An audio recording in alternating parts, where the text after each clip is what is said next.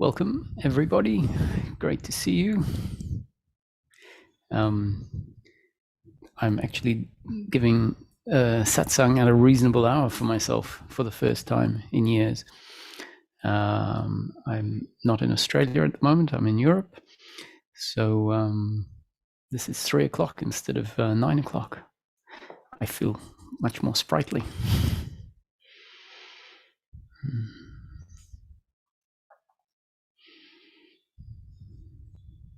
You know, there's two aspects to the change that happens through this process.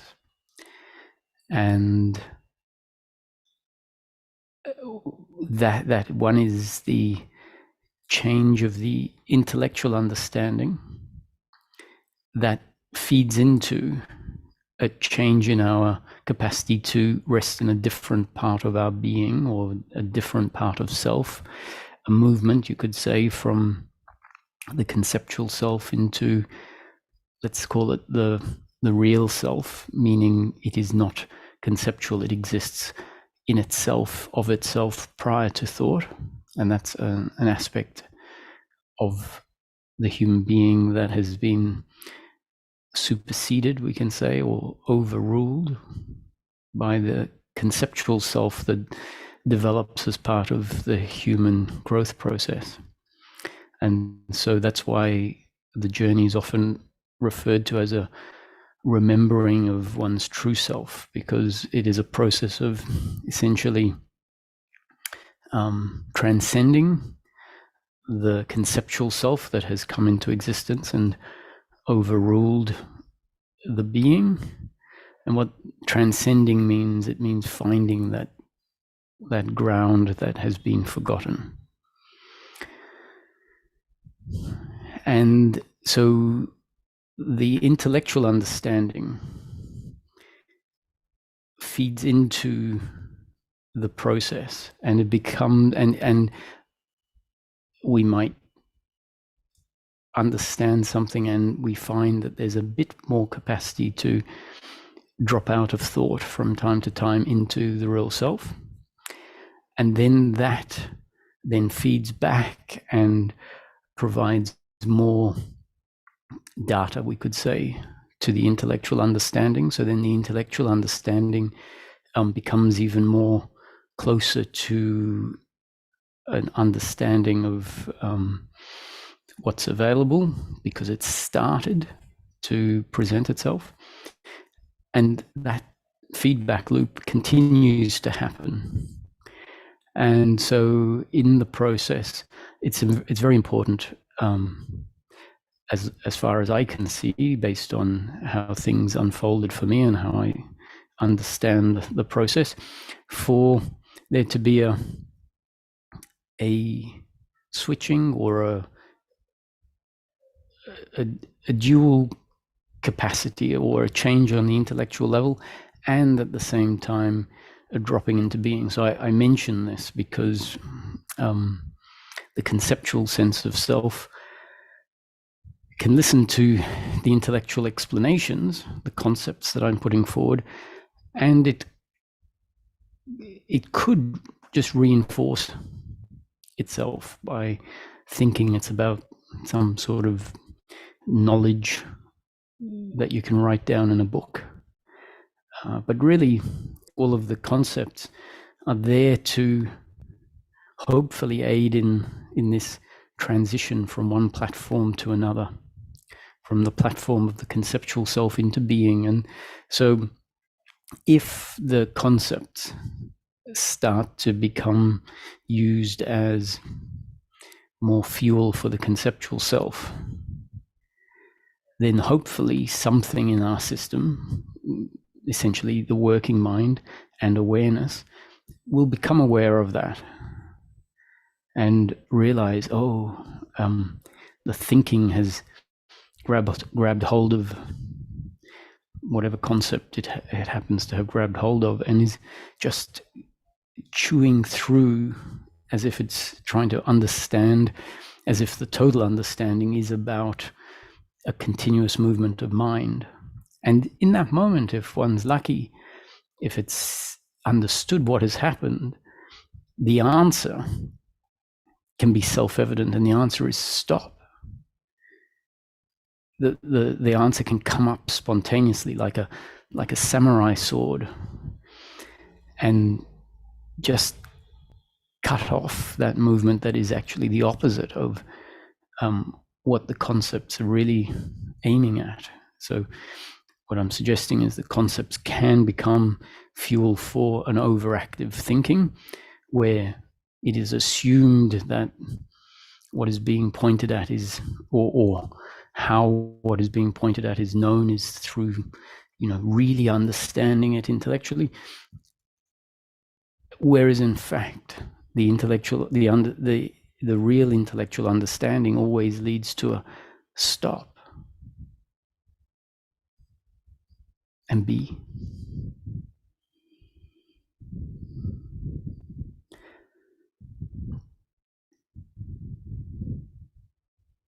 So I'd like to spend a little bit of time in today's satsang, maybe just spontaneously dropping in between the two.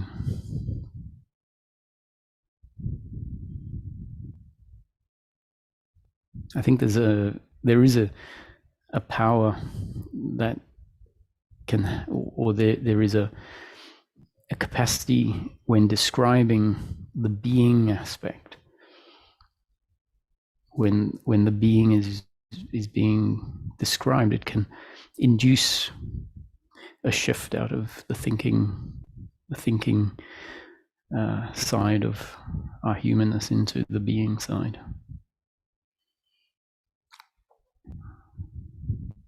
There really isn't anywhere that you need to get to.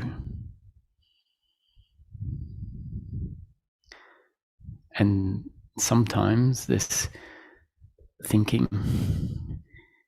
goes into overdrive thinking with the thought, with the underlying notion that, I have to understand what is being said. What's really being said is there's nothing to understand. So you can stop trying to.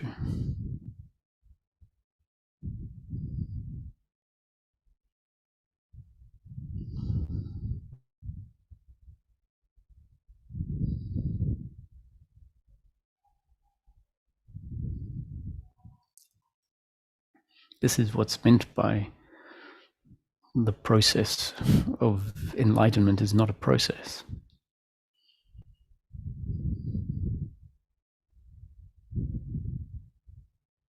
That it always happens right now.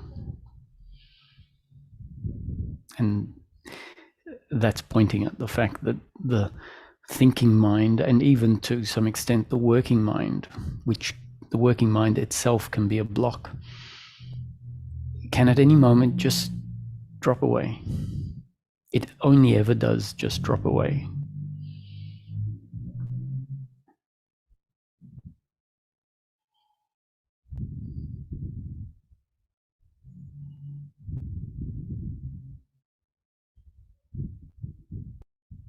And the funny thing about this is that if it doesn't drop away in this moment, then because I'm talking about thinking dropping away, if you find yourself with the thinking carrying on, then the thinking says, okay, so I must do something here. How am I going to make the thinking drop away? And the thinking isn't ever going to make the thinking drop away unless spontaneously it gets it. It's saying the dropping away is stop.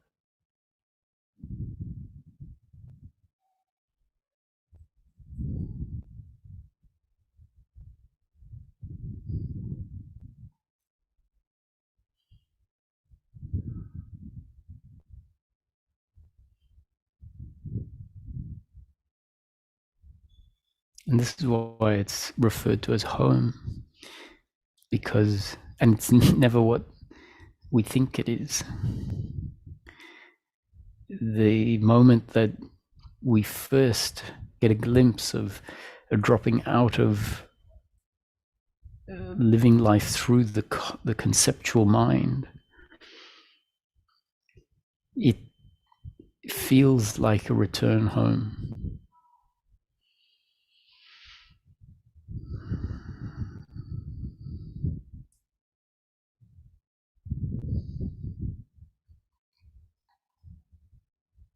But I don't want to over sensationalize that, because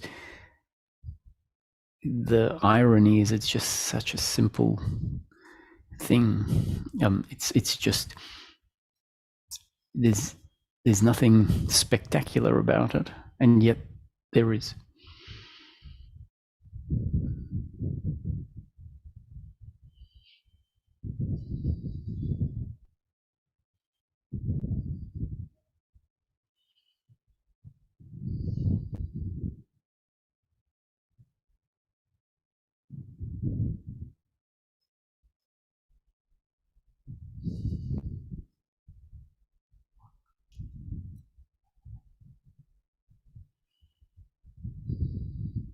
So a concept that is relevant in this exploration, or this particular perspective I'm describing, is the concept that says, we are not thinkers.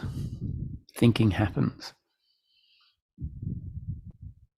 And that means that if thinking happens and we're not the thinkers, we're not the controllers of stopping thinking.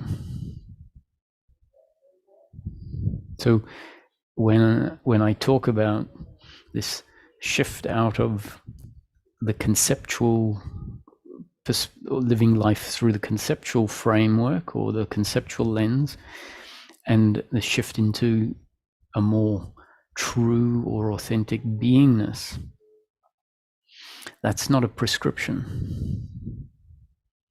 I'm not saying, as a good seeker, you have to stop thinking and start abiding in being. That's what the thinking mind will hear, because the thinking mind is based on the notion, I am the doer. I am an entity that is a thinker, that does the thinking.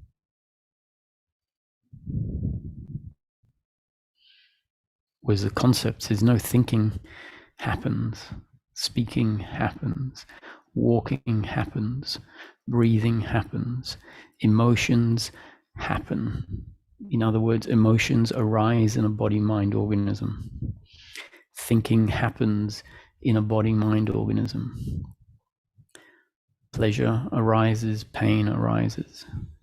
Everything is a happening.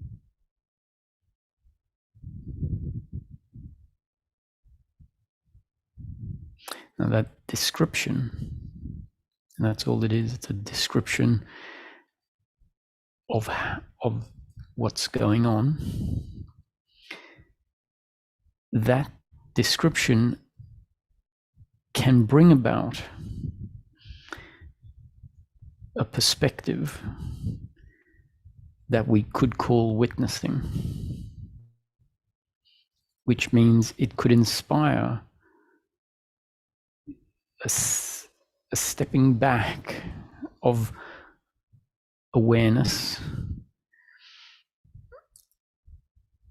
to a place that is observing, or more accurately, witnessing the thinking happening, witnessing the moving of the hand happening, witnessing the emotions arising and subsiding, witnessing thinking happening, as is sometimes described as a cloud floating across the sky, a continuous stream of thought happening, and there's no one doing it.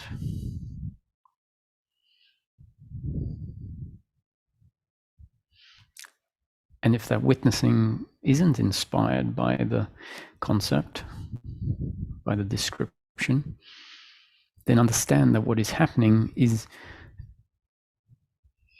the opposite of witnessing. And that isn't because someone is doing one and not the other. It's because in this moment it is destined for the experience to be one of what we could call involvement in thought, which means the sense of self is grounded and centered in the thinking, which then creates the sense, I am the thinker, I am not the one aware of the thinking happening. And so if that's what's destined in this 5-minute block, the most enlightened attitude would be to allow that to be what is happening in this 5-minute block. Ironically, along that vein, the less enlightened movement, if there is such a thing, is trying to make this moment more enlightened. The less enlightened moment is trying to insist or hope that witnessing be what happens in this 5-minute block rather than involvement.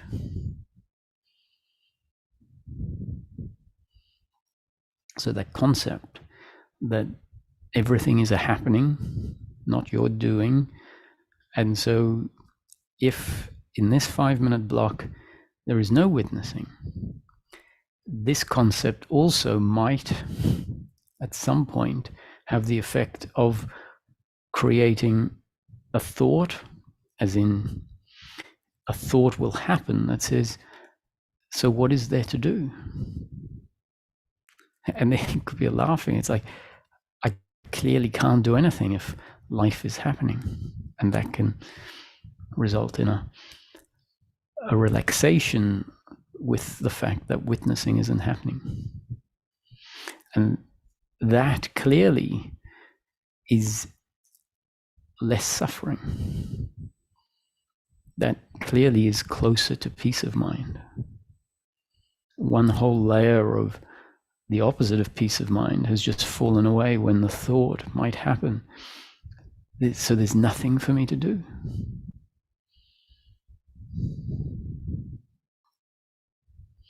This is acceptance. Acceptance is, you don't do acceptance. Acceptance is the falling away of non-acceptance.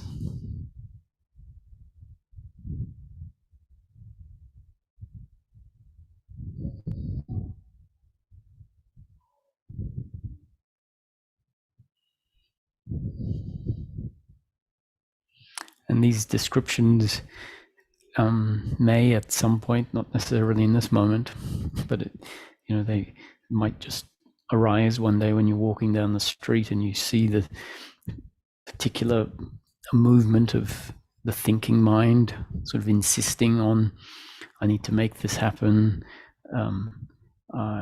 why, whatever, that involvement in the thinking, and then something might see it, and just that seeing in that instant might just cut it off. It's like, oh, stop. None of that is in line with the reality of things. It's an extra narrative, essentially, that if you look at the narrative, it is saying, I am the doer, I'm the one that has to make things happen. And that's in complete contradiction to the descriptions that I've been putting forward, that I would categorize as, let's say, accurate descriptions of how things actually take place. Accurate doesn't mean absolutely true, because from a different vantage point, there will be another set of concepts that can describe how things take place, but they are accurate from a particular vantage point.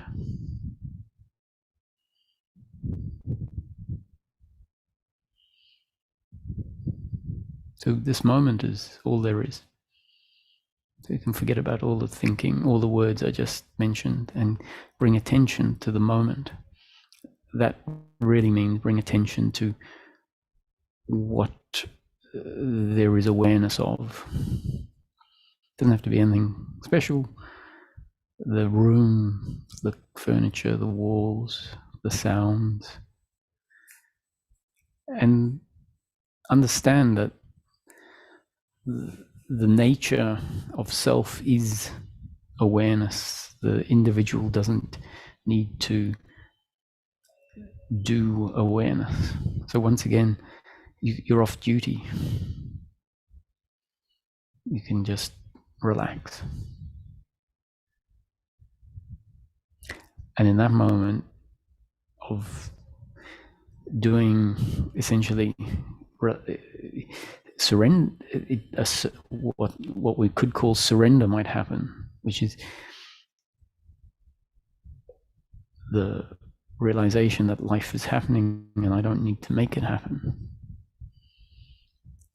And awareness of whatever is happening is always present.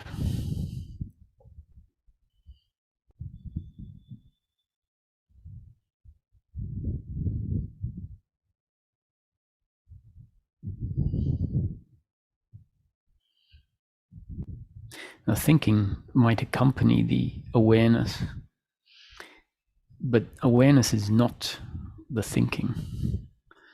So there might be a sound happening.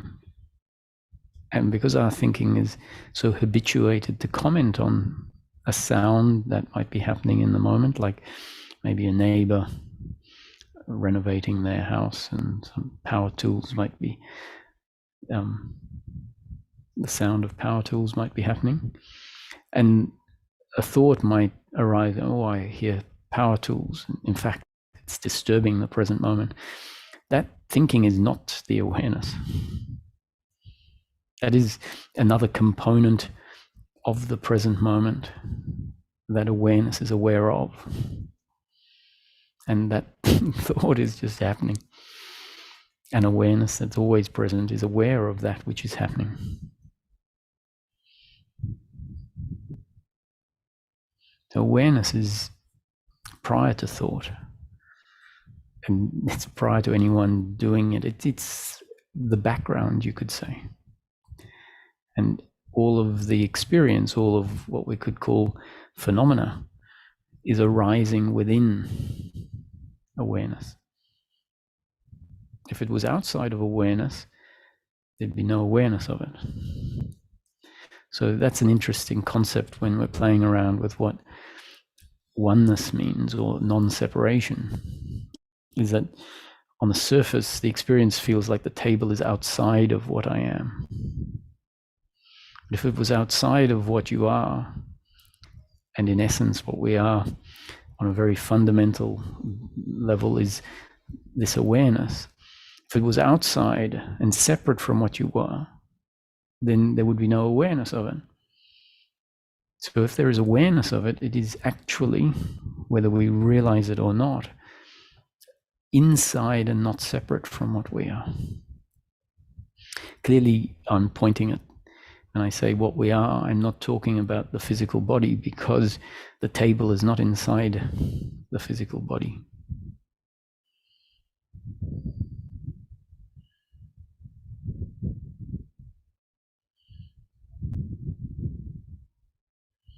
The physical body is inside what we are.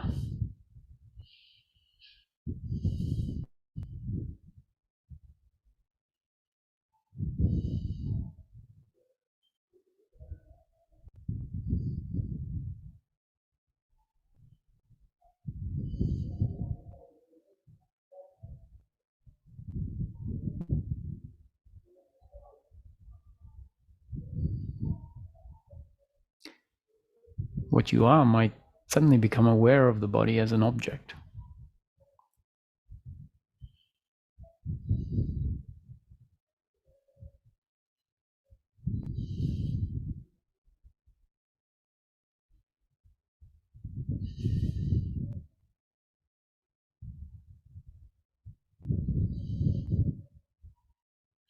In some religions, there is the notion that God has created us in his image, or her image, its image.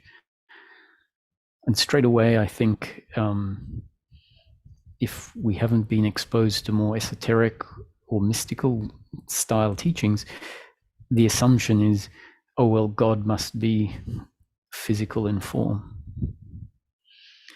because God has created us in his, her, its image. Maybe it's pointing at awareness.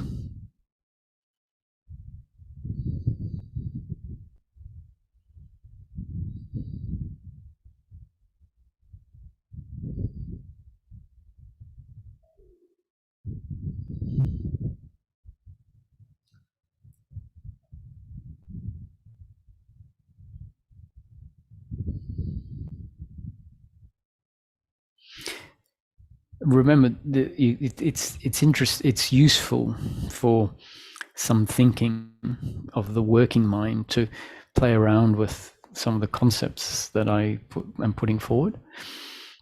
Notice if the playing around with the concepts at some point becomes evident as, oh, now it's gone too far, in that the thinking process has been completely fired up and now I'm in just thinking. And so that's a great opportunity, if awareness becomes aware of that, for the realization, stop. Not that that was bad or a deviation, because in that process of thinking, especially if it was the working mind, let's say being inspired to go off in a thought about the idea that this notion that we have been created in God's image might not be speaking about the physical, but about the awareness. That thinking can be very useful. It can expand that notion and then be part of changes, realizations that happen. Whenever awareness sees that thinking has become intense, and there is this recognition of, oh, that's disconnection. The movement into just thought is what we can call disconnection. And then we find this notion, this thought, maybe the final thought of that series of thinking says stop, and that's the bookend to that thinking, and we find ourselves dropping back into being. That's a great gift if it starts happening, because now the seeker is aware of the two modes that are available: the conceptual self, lost in thinking, feeling like that is the real, and then an availability from time to time of tasting the real, which is a dropping out of thinking into just silence, you could say.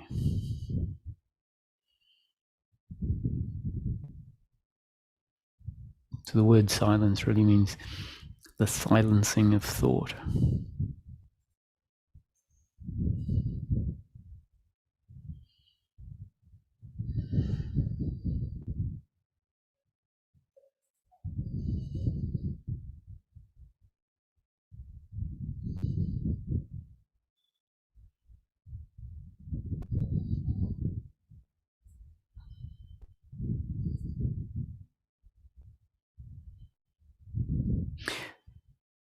These discourses might sound like some sort of philosophy about the nature of how the universe works. It really isn't. It's not meant to be some sort of sages understand how the universe works and have come up with a theory of everything that philosophers and scientists haven't quite understood yet. Sages don't understand the way the universe works. The discourses here are not about how the universe works in some absolute sense. The discourses are about a very particular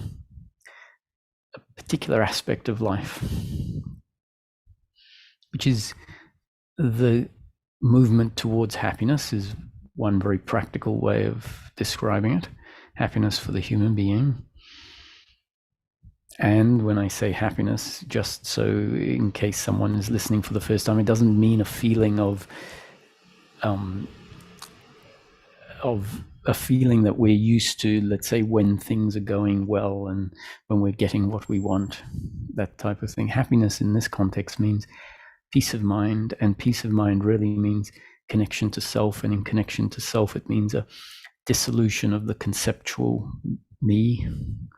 And it's the conceptual me that fundamentally is uncomfortable with itself.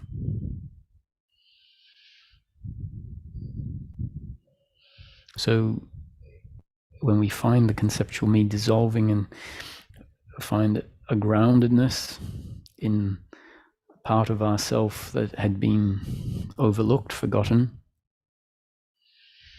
what we find is there is a contentness that doesn't come from things being a particular way outside.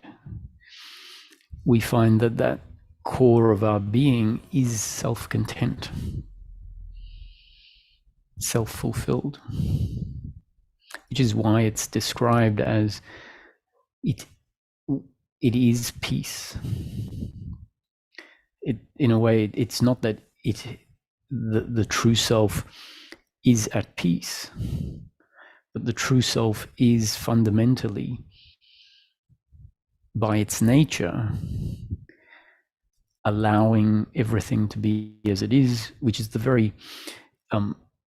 is very different to the conceptual self. The conceptual self is judging everything, essentially saying it shouldn't be like this. Has all sorts of questions. Why are there handicapped children? Why is there inequality in life? These are questions that fall away from the perspective of awareness.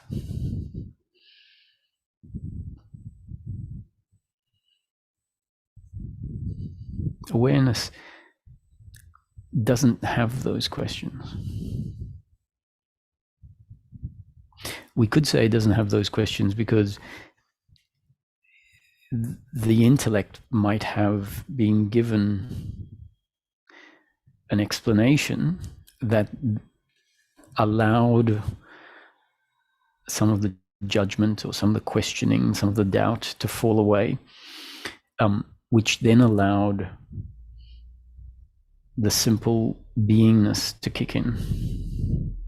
So, for example, we can give the intellect an answer to why they're handicapped children. And the answer is because that's what this creation has been created to be, a creation of duality, interconnected opposites, pleasure and pain.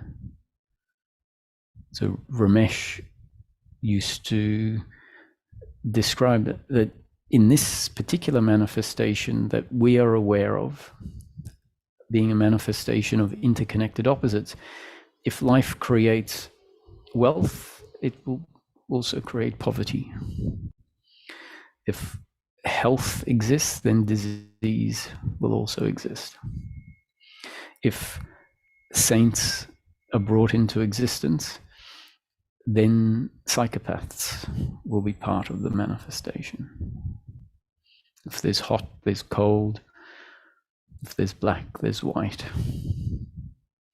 And that's what the yin-yang symbol is essentially representing in visual form.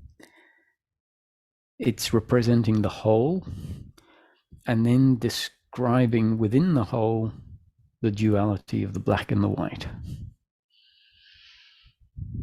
And so we tend to, sometimes we look at the black as separate from the white.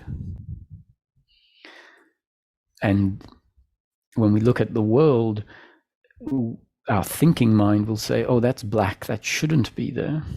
And that's white, it should all be white. That's the movement of the thinking mind that doesn't appreciate, let's say, at least not even conceptually, that this manifestation is a manifestation of interconnected opposites. And so now we have at least an intellectual answer as to why there are handicapped children. It's not necessarily the truth in some absolute way. I think it's all of the concepts I put forward and that Ramesh has put forward, I feel are justifiable on some with from some level or another, some explanation or another. And I've thought I wouldn't put them forward if they couldn't be justified and explained. But just because there's a justification doesn't mean they're the absolute truth. These are not meant to be, they're concepts. They're concepts that are extremely relevant for a seeker who's looking for peace of mind. And that's what I mean. Like, this is not some philosophy about how everything works. Philosophers have been coming up with blanks as to how, there's all sorts of different philosophies. And at the end of the day, there are question marks about all of them, and people that will agree with them and disagree with them. And so I don't expect that I'm someone that's going to find a solution to that which there hasn't been a solution to in all of humanity up to this point in time. And that's not the point of these discussions. The point of the discussions is relative to happiness in daily living.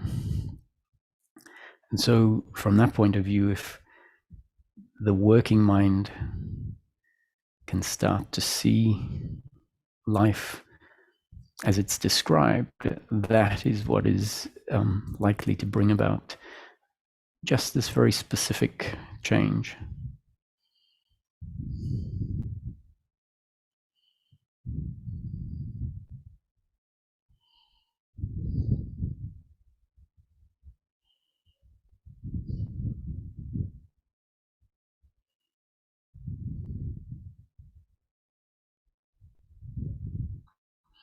So in line with this, a concept that's put forward is life is always a mix of sometimes pleasure and sometimes pain.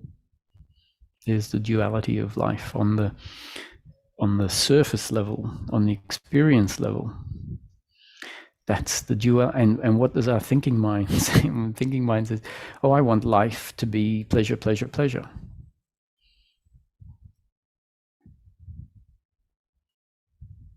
So the thinking mind tries to project onto what is. So what is a description that is sort of, it's one of these, the safest sort of descriptions you can describe life as, because it's not really saying it's this or that. It's just saying it is what it is. And that's why in some religious explanations, when God is asked, who are you? I am that I am. It's sort of like the answer that doesn't give an answer, and yet it's the most appropriate answer for something that just is what it is. And so life is sometimes pleasure and sometimes pain, is the concept here. And the thinking mind says, oh, well, I'm not interested with seeing reality. I'm interested in life being what I want it to be, which is pleasure, pleasure, pleasure, pleasure. So if once again, if the working mind thinks about the concept I've just put forward, the working mind will go, that's a complete recipe for frustration. How can I not be frustrated if there is a part of my thinking that says, I'm not interested with life, with understanding the actual nature of life. In fact, the thinking mind doesn't want to know that life has an actual nature. It just wants to control, which means it wants life to be what it wants it to be, which is pleasure, pleasure, pleasure, pleasure. And essentially that is involvement, attachment. And the shift out of involvement or attachment is the dawning of the understanding at first on an intellectual level, which says, oh, the flow of life is always going to be whatever it's going to be, which can also be described as destiny or God's will. So everything unfolds according to God's will is a concept, meaning it's just a description. And if you look at it a different way, it says, you know, the next moment is going to be something. And that something is either going to be, from the body perspective, pleasurable or painful. And that's the nature of life, from the beginning of time to the end of time, or from the beginning of our life to the end of our life. And so the peace is to be found not on the level of the flow of life. The flow of life is the biological reaction that happens in relation to the circumstance that the body finds itself in. That's the flow of life. And that is a mix of pleasure and pain. Sometimes pleasure, sometimes pain. And the peace of mind is on the level of our attitude to the flow of life. If the thinking mind is what is engendering the attitude to the flow of life, then the attitude is going to be of resistance, of non-acceptance. And even if the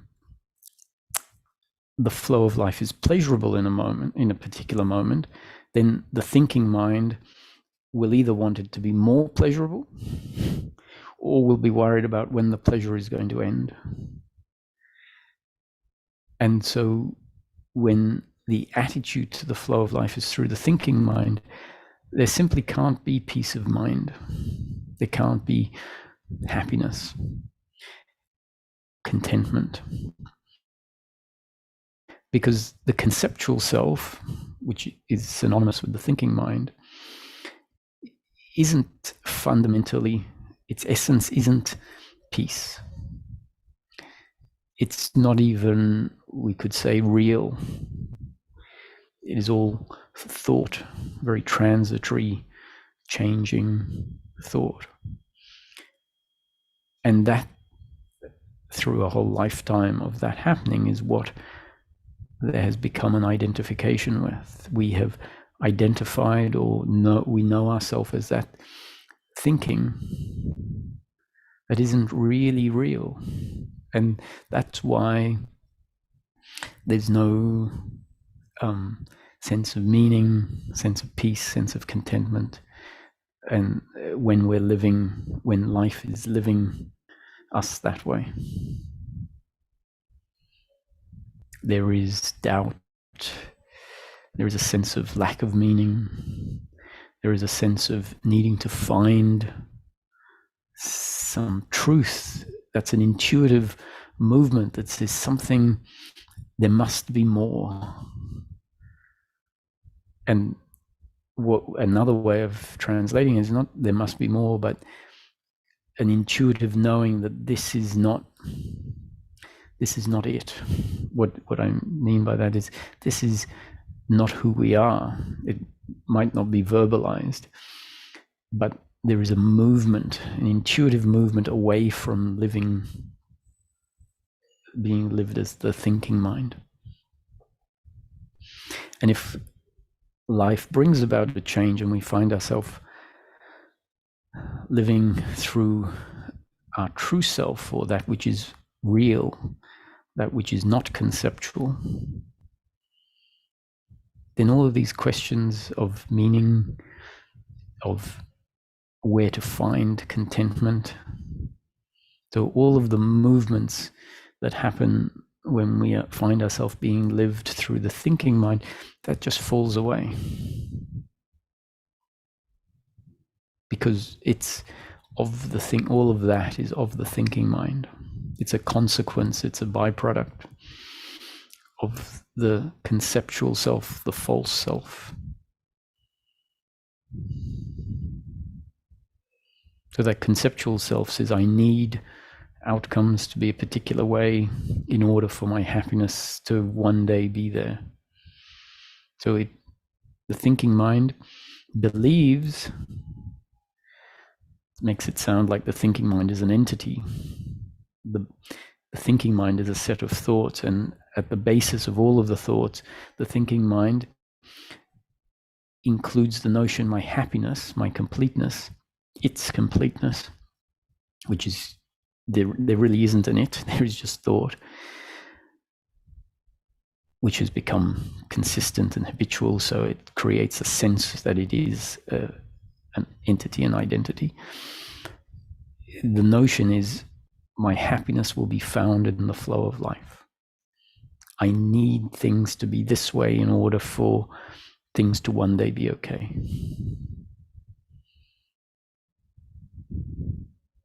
So that's why the notion says our happiness, whether we realize it or not, is never to be found in the flow of life. It's pointing at the error of the thinking mind. So if the seeker becomes aware of that thought process, my happiness will be found when I find a soulmate, when I'm financially independent, when I have achieved this, when I have a house overlooking the ocean, when my children are grown up and I'm free.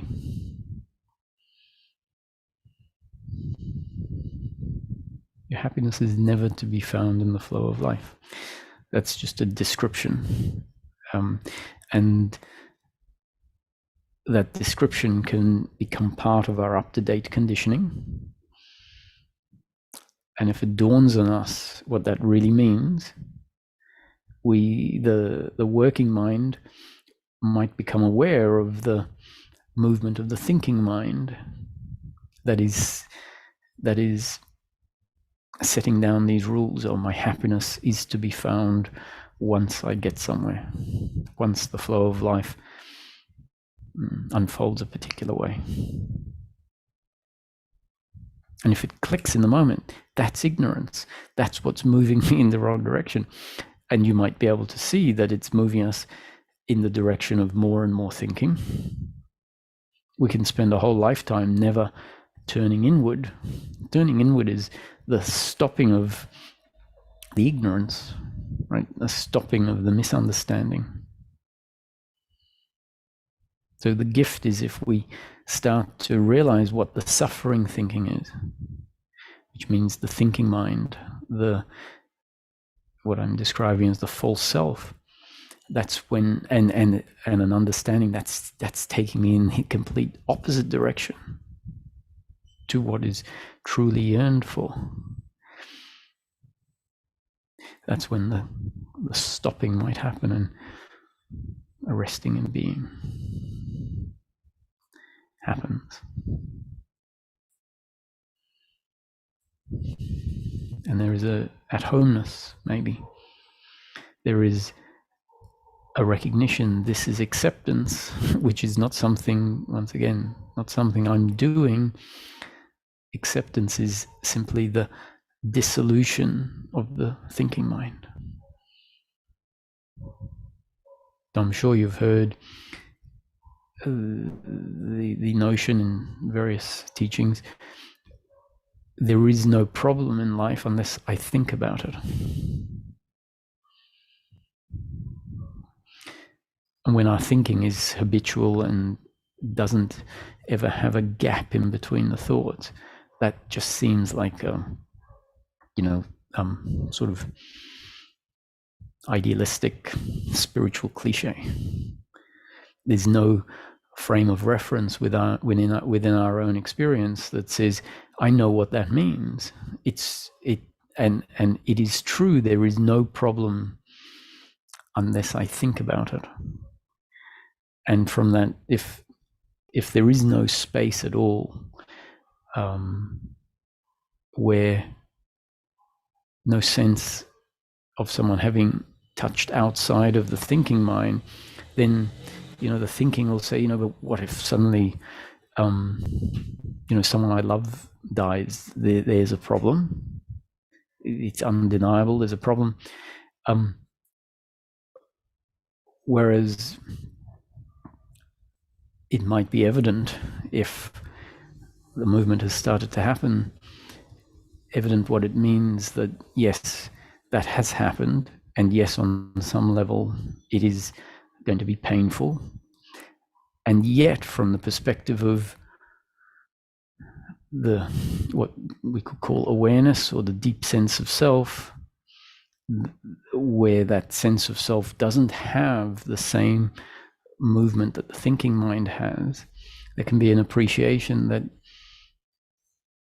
on a deep level, that's life, and that there isn't a problem with life being that way. And it's not for anyone who doesn't have some frame of reference, experiential, of what I'm speaking about. It's not ever meant to be just some intellectual justification where we just justify intellectually that, oh yeah, this has happened, this is life. But it's an understanding from a deep groundedness in a part of ourselves that really isn't affected by the fact that the human body will die at some point. That's not to say that there is a complete insensitivity and that's what enlightenment is meant to be. But the part that is so common when that ground is not connected, when we're not connected to the ground of our being, the part that goes into existential angst at the notion of certain things happening, that's what falls away. Doesn't mean we lose all human response to painful things happening, but the deep sense that something has fundamentally gone awry, that falls away.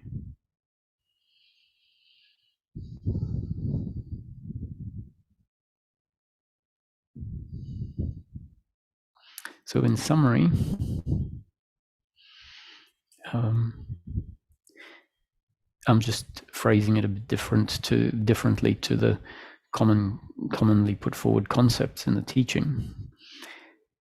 Not so that these replace the commonly put forward concepts, because you will see that the concepts are concise ways of saying this. Essentially, I'm suggesting that as part of the human development process, which we don't do, but which happens, the intellect develops, and the intellect is a tool that we wouldn't want the intellect to suddenly not be there. And as this change happens and we drop into and find a connection with our being, the intellect continues, the working mind continues to be a tool and be essential for our functioning in life. But what I'm suggesting is that from a young age, the intellect starts to develop, and it tends to overdevelop, leading to the development of what we could call the conceptual self, the idea of ourself, the idea of how life works, the idea of what we need. And that conceptual self is in opposition to what is happening. The conceptual self blames the other as a separate individual entity that it sees as the cause of why things have gone wrong. The conceptual self blames ourself, or the in the same way as it blames the other, it blames ourself for those things that seem to have happened because of me as a separate independent entity, or at least the thinking mind looks at the human beings as separate independent entities. And so it then means that we live life full of judgment, blame, guilt, pride for the things that turn out well, and we assume, oh, well, I did that. And so then there is this sense of pride. And the thinking mind has expectations about how the rest of our life should turn out, should look.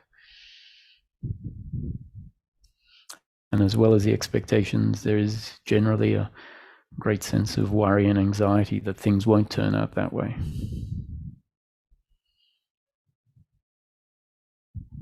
So that's the identity that has formed as part of the human experience. And no one has done that. It's just, let's say, the natural course of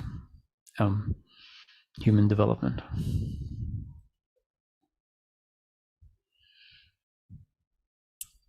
And yet it's apparent that that can be reversed, that overshot of the intellect, such that it creates this intellectual self that covers up the more true aspect of ourself. That overshoot can be reversed.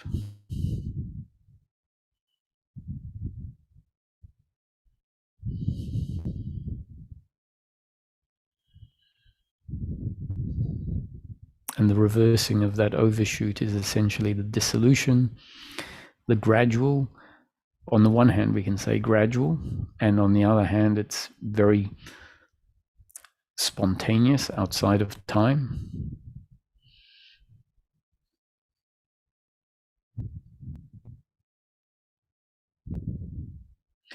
That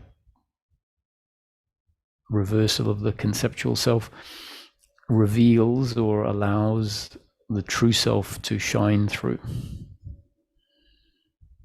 which is really another way of saying that we can find a new ground of being to function as.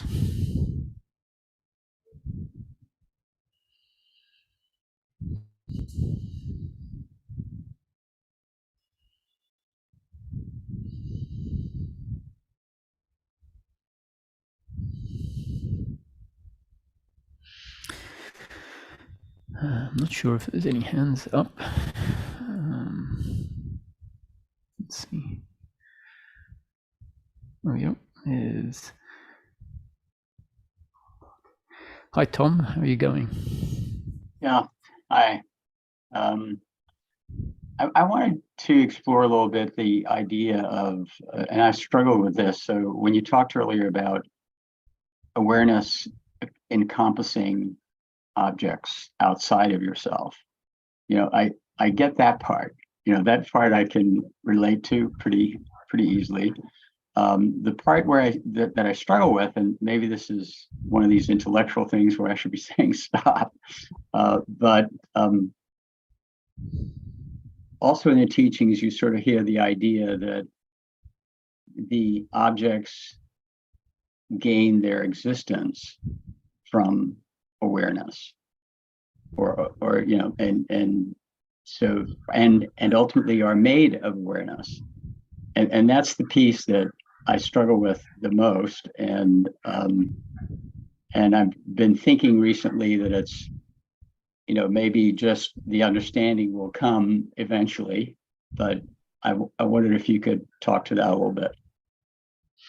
Okay, your sound is breaking up a little bit. Sorry. I'll just rephrase what I heard your question as, and then if I got it wrong, we can try again.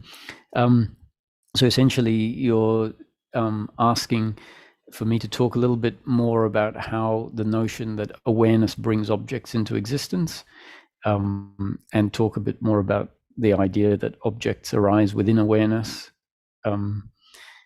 Is that correct? Yeah, and are ultimately made of awareness. Oh, yes. Okay. Yeah. So there's yeah. That's it. So when you phrased the question, oh, there you are. I lost you for a minute. So I'll rephrase the idea about an object is never outside of what we are as awareness. If the sound of a dog barking arises in the present moment, the standard relationship, meaning the standard, let's say, attitude or understanding about that sound is coming from a dog outside, let's say in the street, and I am here in the chair. And so the dog, the theoretical dog, because we don't have any awareness of the dog unless we can visually see the dog, we're just hearing barking. So the standard interpretation is there is a dog, the dog is making the noise, I am in this room and the dog is out there. So the dog is outside of me, the sound is outside of me, which really means that the assumption is that the subject, what I am, is being subconsciously, at very least, taken to be the physical body. I am the physical body, and the physical body hears or sees objects that exist outside of the physical body. What is being suggested is that, well, one, maybe our idea of what the real subject is misguided, because clearly the dog is outside of the body. So the notion that the dog, if there is awareness of the dog, or if there is awareness of the sound that we assume comes from a dog, that means that that is inside us, not outside of us, or within us, not outside, not separate from us. So that, as a statement, must get us to think, okay, what is being referred to as the subject or us, or who I am, if the dog and the sound is inside and not outside. So hopefully we can at least conclude, well, he's not talking about me as the body. The accompanying concept says that if the sound was outside what I am, there would be no awareness of it. Yeah. Right. So if a dog, let's say you're in the US, if a dog is barking in the theoretical country of France, let's say, you have no awareness of it. So that which is happening in the theoretical country of France, let's say, is outside of your awareness because you're not aware of it. In contrast, there is awareness of the dog barking, or the sound of that we know as dog bark, and therefore that is not outside of you. If it was outside of you, it would be like the sound of the dog barking that is in the theoretical country France, which means no awareness of it, meaning it's not heard. Now that generally isn't put to us, right, as kids or whatever. We don't get the contrast that says if a dog barks in France and you're in the US, well, that is outside of what you are. And we know it's outside of what you are because you don't know of it. If you know of it, it is inside what you are.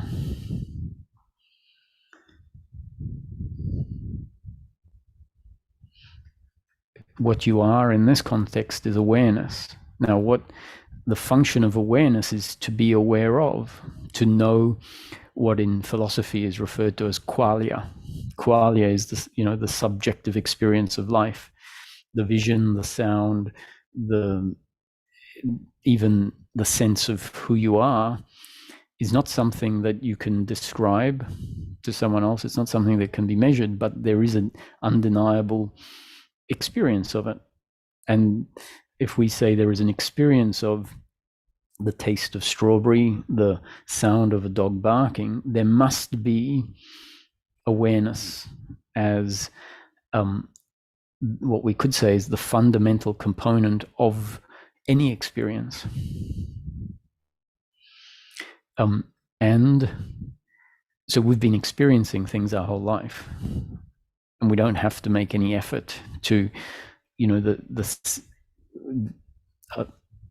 any sensations that are always happening. And so we take the happening of seeing, hearing, tasting, touching, smelling for granted.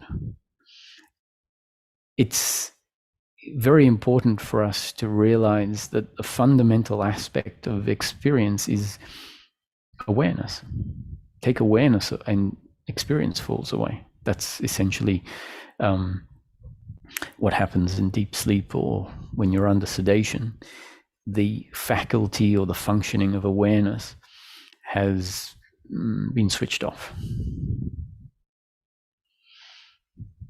And so if we start to become aware of life from this perspective, realizing, oh, whatever I'm aware of is not necessarily as it has always appeared. I'm aware of the table, but the table is outside of the body. So this is the fundamental illusion that has happened.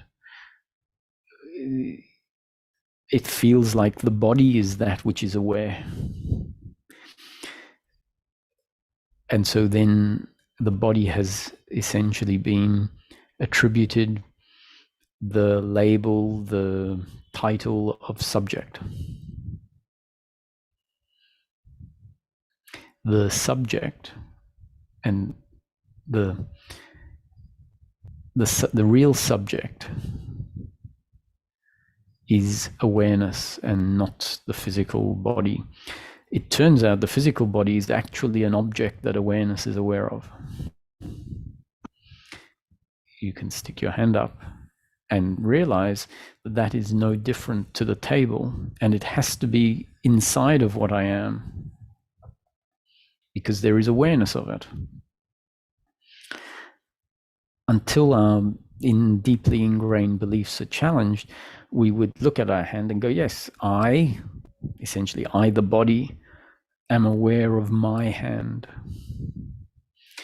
And so then the real self remains hidden, unappreciated. The real self meaning the true subject, the true essence of what we really are, that which is referred to as the self with a capital S in Ramana's teaching, the ultimate or the supreme, the absolute in Nisargadatta's teaching. So Nisargadatta used to get angry. I am not the body. Stop referring to me as if I am the one sitting in the chair. That is your projection onto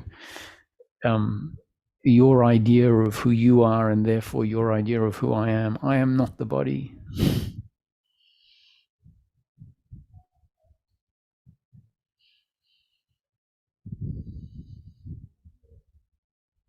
So just to further add in components of this exploration,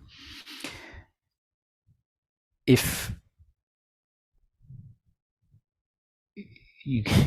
walk through the parks, and as maybe you do on daily walks, contemplating the trees are not outside of what I am. Everything is arising inside of what I am. I am not the body. I am that which is aware of the body. I am that which is not separate from the body and not separate from the trees. So if the trees arise inside of what I am,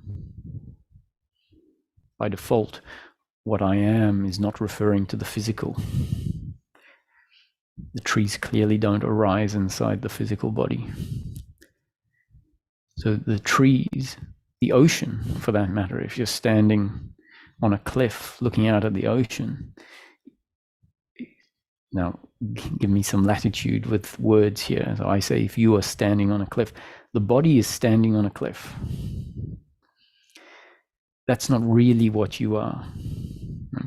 But in a particular circumstance, if the body happens to be standing on the cliff, the normal experience and the normal perspective is I, the subject, am the body standing on the cliff, and I am seeing the ocean that is not inside of me, because the ocean is millions of gallons, liters of water, billions of, and I can't, I can hold, 50 liters of water. The physical body can hold 50 liters. But as awareness can contain the whole universe. Now, when I use the word universe, I'm talking about the universe as it presents in this present moment. If we conceptualize awareness encompasses the entire universe, we go into a conceptual version of the universe, meaning a universe that extends out past Jupiter and Neptune, Pluto, and then outside extends beyond this galaxy and beyond the next galaxy. And there are billions of galaxies. Now that's all conceptual. We're not aware of those galaxies. So the universe is, in practical terms, that which arises in the present moment. So the universe is as big as the room you're in, if you're in a room. That's how I would suggest you relate to the size of the universe, is that which is arising in your present moment. So if the body is standing on a cliff overlooking the ocean, the universe has in that moment expanded relative to the universe when you're in a room. That's the practical universe, right? The other universe, the universe of all these countries and galaxies, that's a theoretical universe.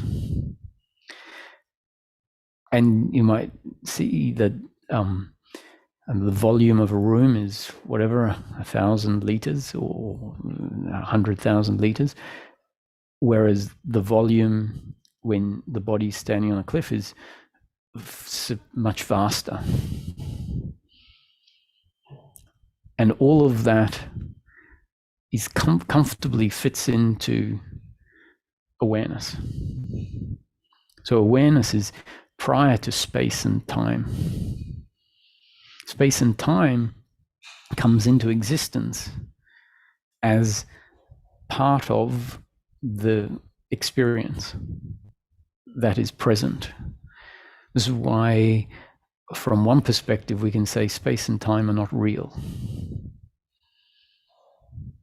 They are an illusion that is created as part of what is arising in the present moment. So in sleep or in your dreams, the dream experience has taken the place of what we call the waking state experience. And it's actually, in principle, no different. It's a experience arising inside consciousness. Our relationship, our attitude says, oh, this is real. This is an objective world, whereas the dream is just a imagination in mind, let's say. The sages have been pointing at the nature of reality by telling us the dream is no different to the waking state. It's just that the waking state appears with more consistency. And so over time, the relationship says, oh, this is real. And because dreams come and go and they don't reassert themselves on a continuous timeline, we say, oh, that was just an illusion or an imagination. We said there was no objective reality to the ocean in my dream. And yet in the waking state, because we might have experienced that ocean, and there is a notion within the collective understanding of what life is, oh, that ocean is real, it is real water. And someone will go and splash their face with the water and say, see, it's real, because I can have the experience of the sense of touch. So not only can I see it, but I can touch it, so it's real. If the character in the night dream was standing on a cliff or on a sandy beach, it too could splash its face and say, you see, it's real.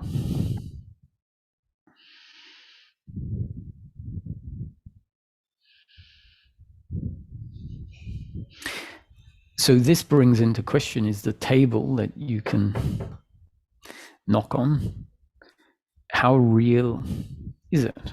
Now we have the experience of it, and that the experience of it as a table makes us draw the conclusion that it is an objectively independent and real thing. But in a night dream, the main character would knock on the table and would conclude the same. From the perspective of outside the night dream, we know that the night dream was what we call illusory. Can we step outside of this experience? Not entirely. Well, we can see that in deep sleep, the experience falls away. So one of the things that doesn't happen is we tend not to contrast the waking state experience with the dream state experience and with the deep sleep state experience. As soon as we start contrasting them with each other and start appreciating that all of them are experience arising in awareness, that which we have considered to be absolute and unchanging, meaning the waking state, and independent of awareness, suddenly starts to be seen in a different light. It's like, oh, the table is not independent of awareness. It requires awareness for the table to exist, at least in experience. Now, the question of whether the table actually exists when we're not aware of the table, that's a different question, and we don't need to go there. What we should focus on is the undeniable reality that without awareness, the table doesn't exist for me or for what I am. Just like the dog, the theoretical dog in France, let's say, if you are in the US, does not exist for me.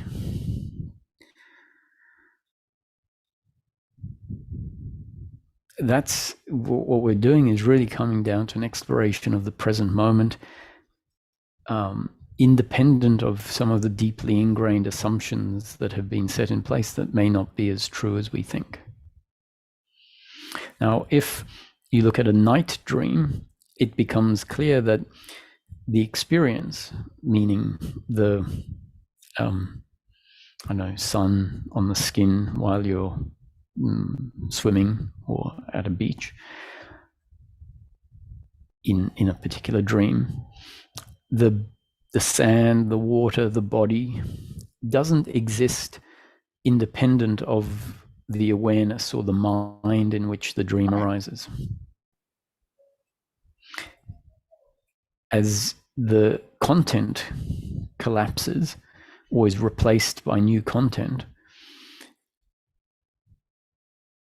we see that the content is not as real as it might appear,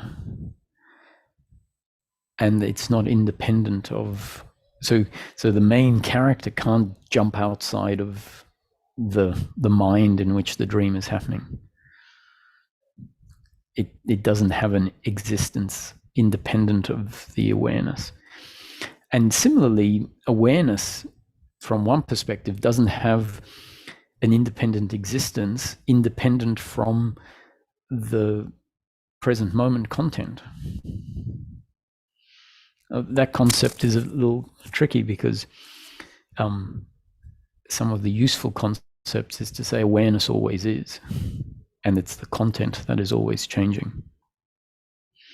And that's a good place to start, is like, oh, awareness, which is a formless thing, is ever present, and the content, meaning if you're let's say watching a regatta happening and sailing boats are moving past, the content is never the same, really. It's always changing. And the same with if you're just watching a tree blowing in the wind.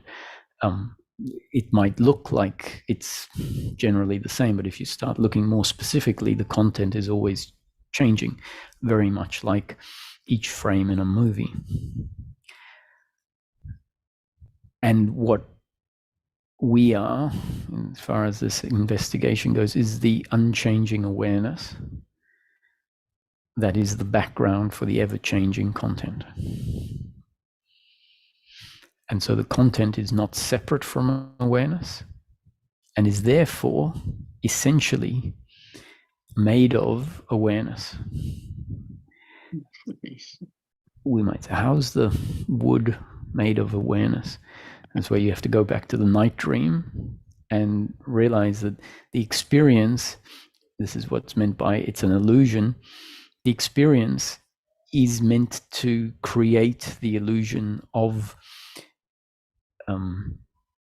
inanimate objects that are made of metal, wood, stone, and animate objects that are made of bone and flesh and blood. But ultimately, all experience is nothing more than awareness or consciousness, doesn't really matter what word you use, in motion. The nature of awareness is to create, and what it is creating is this story, this manifestation, as a impermanent, ever-changing expression of awareness, of consciousness. So the present moment is arising in consciousness, made of consciousness, not separate from consciousness. And what I am is consciousness. All there is consciousness / awareness. These words, consciousness, awareness, not so important, although in another context we could differentiate between what is meant by consciousness and what is meant by awareness. That's a different conversation in the context of what I'm saying.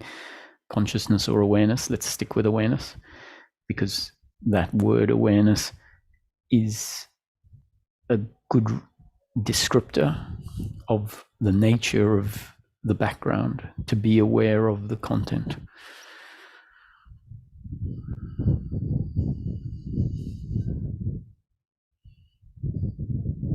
And we can know ourselves if certain assumptions in our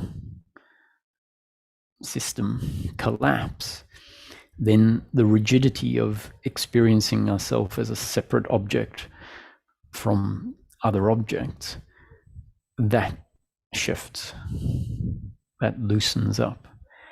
And there can be a sense, oh, I am, what I am is the formless awareness. That is the position from which Nisargadatta's body was exclaiming, I am not the body.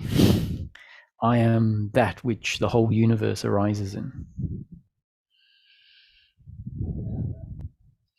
Now, does that mean that enlightenment is the continuous, unbroken sense of being formless awareness in which everything arises in? No. According to this teaching and this concept, that is not what enlightenment is. However, enlightenment in its integrated embodied form, which in practical terms means contentment, living as the human being, that often comes after certain ingrained beliefs have been loosened and fall away. As part of that loosening and falling away, certain states and shifts in states of consciousness happen, but the states are not the ultimate change that happens. They are consequences of other bits and pieces falling into place.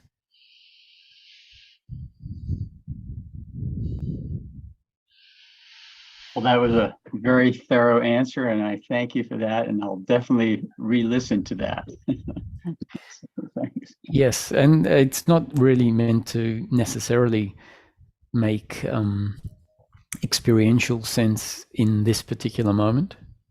But you know, if you do bookmark it and keep coming back to it, and find as you are moving through your daily life, there is this curiosity and contemplation about the oneness of life, actually, the non-separateness, the fact that all the colors, the good, the bad, the ugly, are all expressions of one awareness, then it can at some point become much more experientially evident.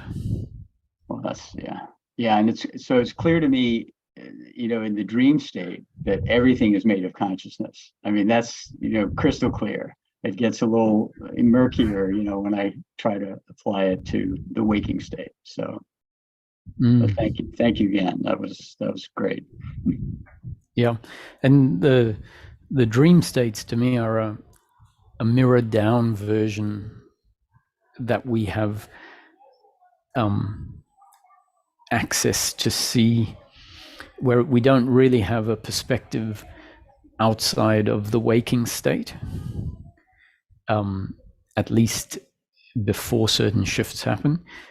But if we use the dream state as a model, a small version model, let's say, of the nature of the waking state, it can be very helpful, because the parallels are uncanny.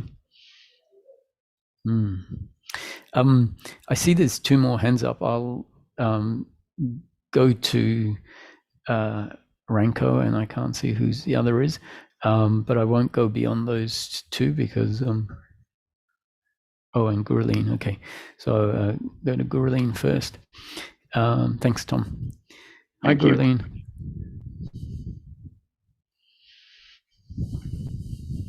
Hello, Roger. How are you?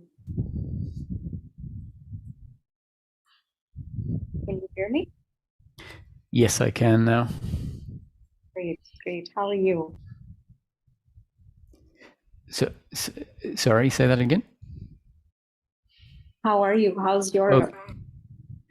I'm very well, thank you. I seem to have some problem with my sound, but that's the computer's problem. I'm very well.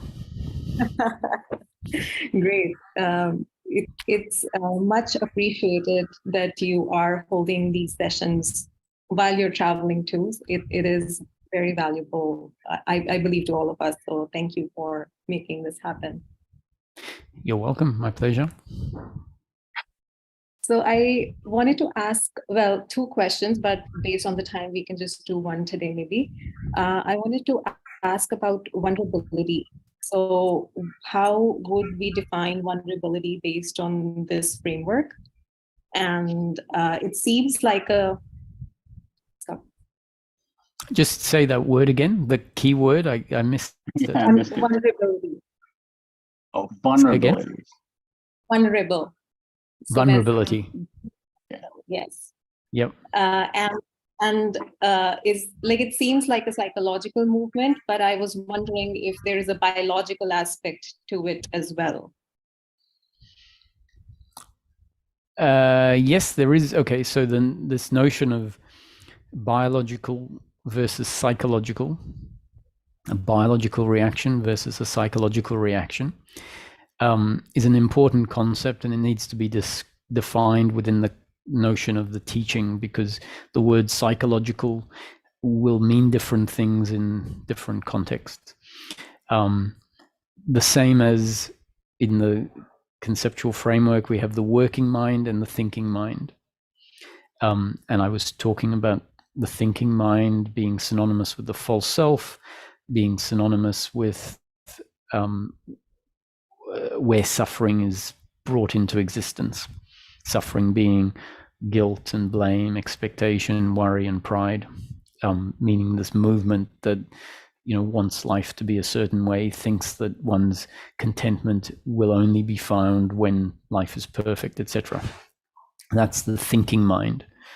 And the working mind is a different movement of the intellect, more functional, you know, calculating things, and doesn't include in it suffering, thinking. So that's a distinction: working mind, thinking mind. Biological reaction and psychological reaction are related concepts. The psychological reaction is a reaction that refers to the reaction of one's attitude to the flow of life. Very much a movement of the thinking mind. So the psychological reaction essentially means the thinking mind. And a biological reaction is either a form of thinking that is functional thinking of the working mind, as opposed to the thinking mind, which is, let's say, calculating what you need to, or coming up with a list of grocery shopping, working out how much money to take on holiday, what time to call the taxi to get you somewhere, working out, you know, what the most cost-effective way of improving your home, if you're thinking of doing renovations, you know, all those functional ways of operating in life that don't morph into a psychological suffering set of thinking. Those are biological reactions of thought, the functional thinking. And also what biological means is if you're confronted by a tiger or a vicious dog, there is bound to be a sense of fear, let's say, or anger that is going to arise because of the circumstance. So that would, if someone held a knife at you or this dog is chasing you, there will be a biological reaction of something: anger, fear, amusement for someone who finds that exciting, or and it's going, that biological reaction is going to be different for everyone. It's going to be based on your particular makeup. Genes and up-to-date conditioning is another way of describing your makeup in a particular moment, and the interaction of the circumstance you find yourself in and your makeup will generate a response that is not in your control. Essentially, it is a consequence of your makeup and the circumstance. The first response is the biological response.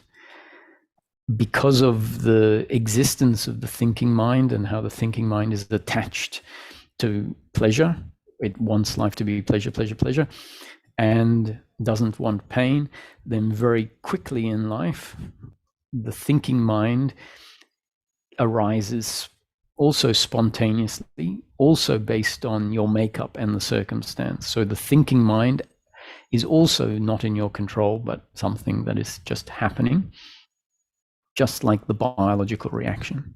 So why does the teaching separate the biological reaction and the psychological reaction?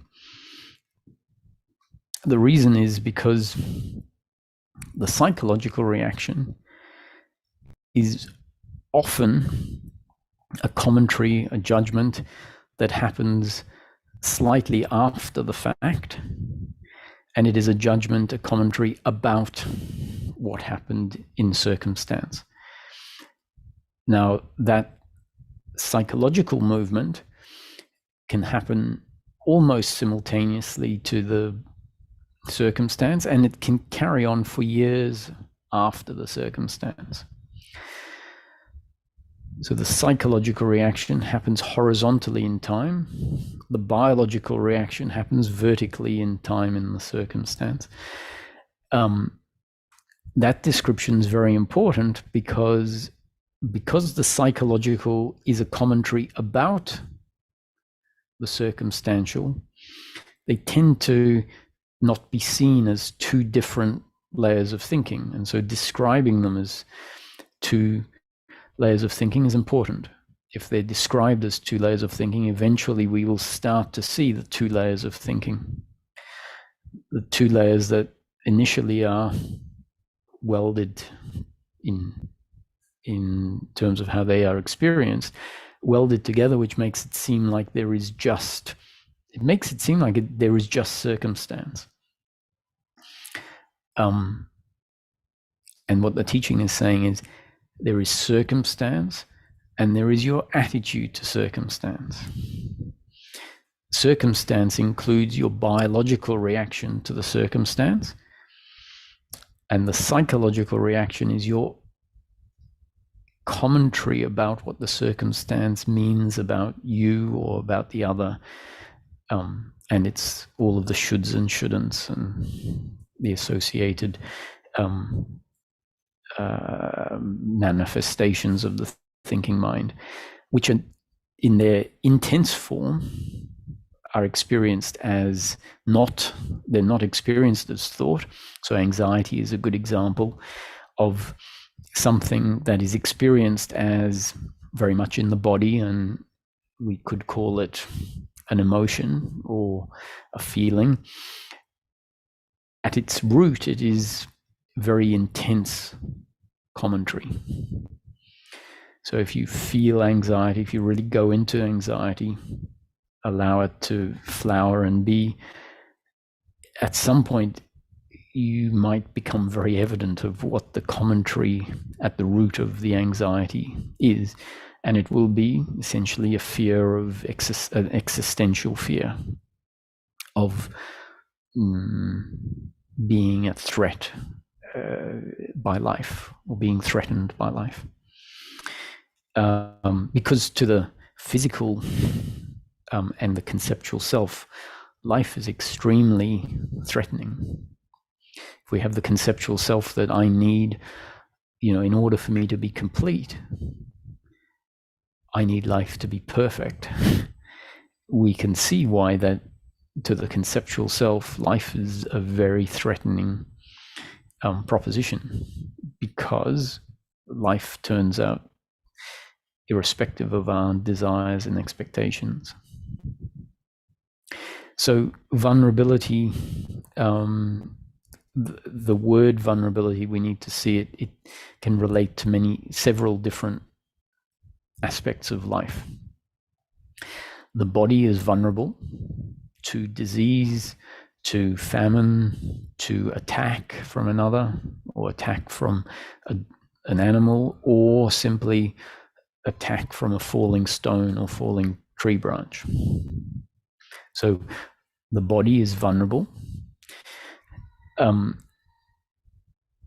Vulnerability is also relevant from a perspective of, at some point, as part of the process of surrender, we need to be vulnerable. And what that has to do with is the fact that the conceptual sense of self has set up a whole lot of defenses and attacks, and well, defense mechanisms is a good, and part of the defense is offense. Part of the defense of the conceptual sense is offense, which means it will try to portray a image of strength, of perfection, of invulnerability. And at some point in the process, there has to be a recognition of what is.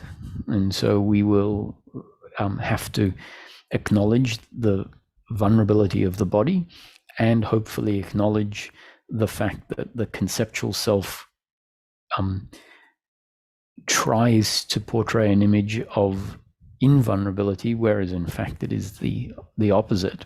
The only reason that the conceptual self portrays vulnerability is because it acknowledging its vulnerability is so uncomfortable.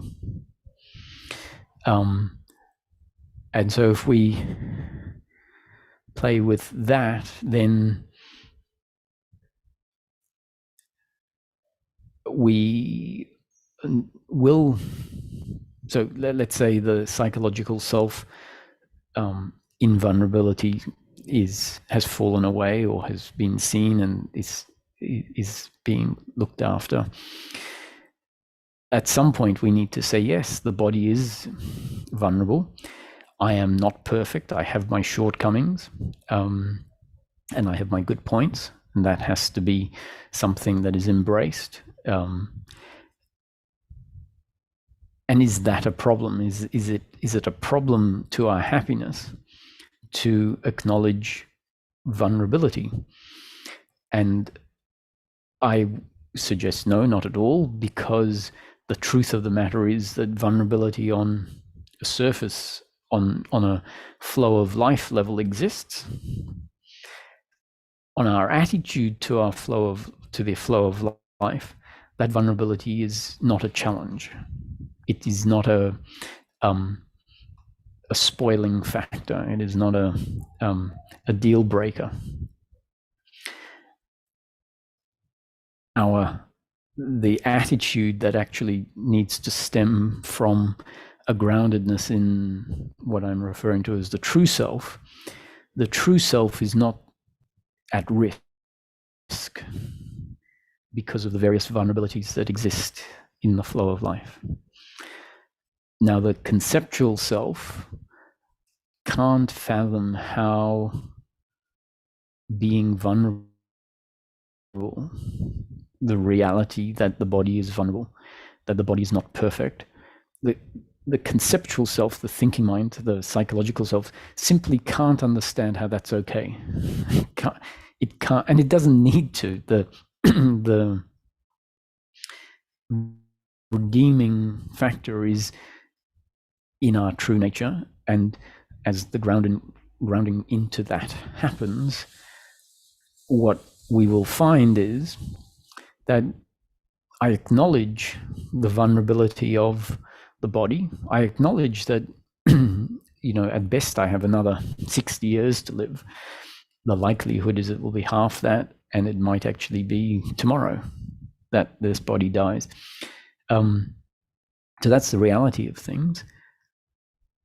And yet, from a place of, let's say, connection to the real self, we could report, even given that is the point, or even given that being the fact, I don't find anxious thinking happening, which is a bit peculiar, we could say. Isn't it odd that I've done things in the past that I see as far from ideal in terms of how interactions in relationships might have happened, where there wasn't an appreciation of the other's feelings, for example. And yet not because I don't acknowledge it as being unfortunate or, let's say, unkind even, but I find I'm not plagued by that. If someone says, do you remember, your relationship with X, Y, and Z, and assuming there is a memory of it, and there is this not being attached to the past doesn't mean your memory is wiped. So if you see a picture of the person, there will be a memory to some extent of the relationship, and there can be a remembering of the unfortunate interactions that might have happened. And yet one would say, oh, that's curious, that did happen, but I don't find an ongoing sense of guilt and shame about it. Now, that might seem like what I'm saying is I have some sort of mental justification that says, oh, well, that's just what happens. It's just life. I'm saying, no, I can actually say, I look back on, let's say, the behavior of this person in relation to that relationship, and I really see that I was being unthought or unkind or not thoughtful. And there's an acknowledgement of the fact, and maybe even a desire, or at some point, maybe it has happened, an apology for it, or it might seem irrelevant. Like I acknowledge it wasn't great, but there isn't an opportunity to apologize or a movement to apologize. Whatever actually happens in relation, the important thing is we find that thinking doesn't continually happen, and that's just a metaphor that is in principle the same. We are vulnerable, but we don't find ourselves continuously afraid, meaning continuously thinking about the fact that I'm going to die. And yet when asked, I will say, I'm going to die. I know I'm going to die.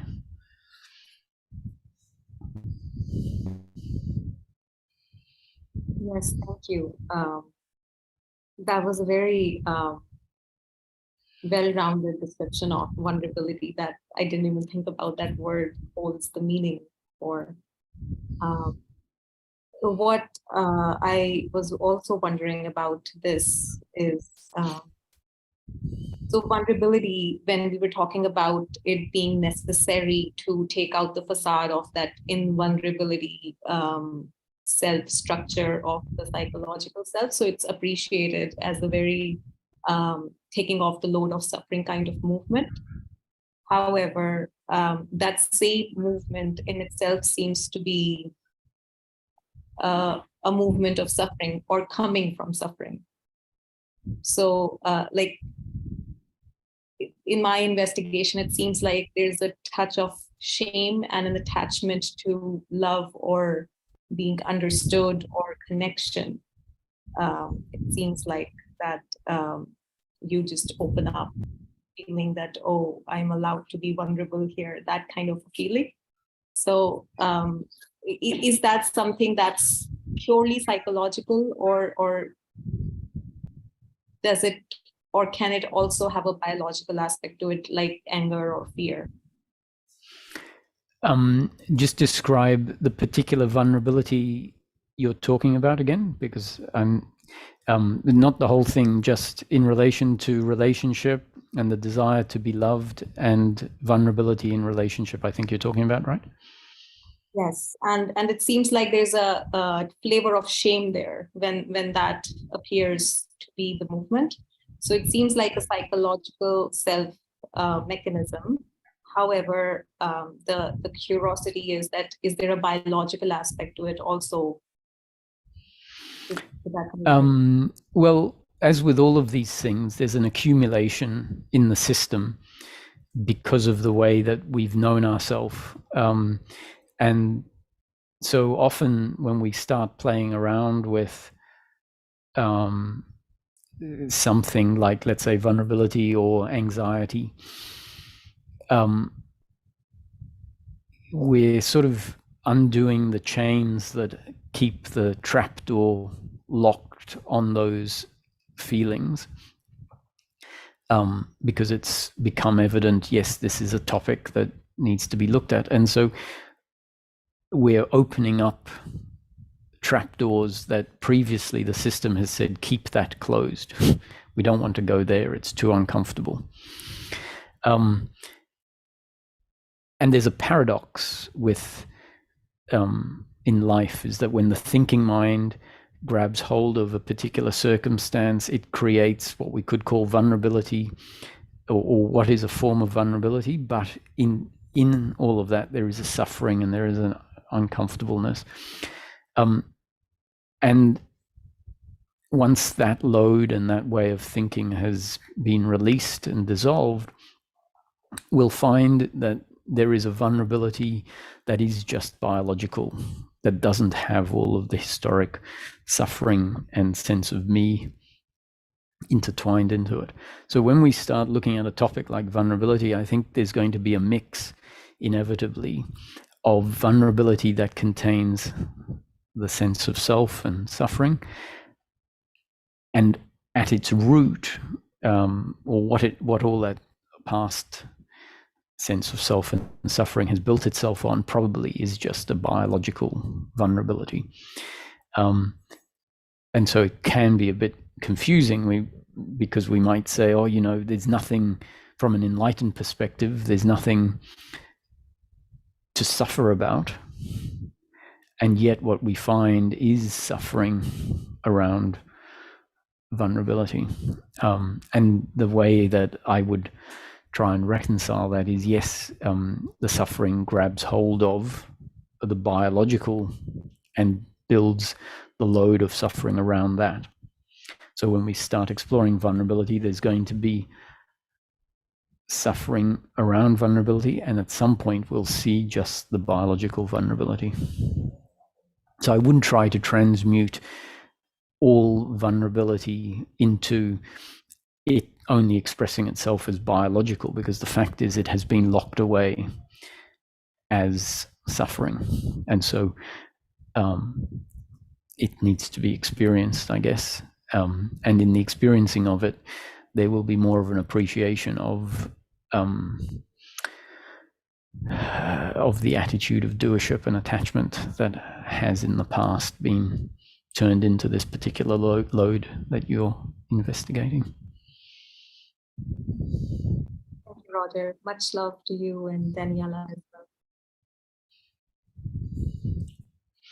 Yes, thank you, Gurleen. Nice to see you. I hope everything's going well. Great. Okay. Ranko, hi. Hi, Roger. Can you hear me? Yes, I can. Okay. So my question is in line with Tom's question, but maybe a little bit different.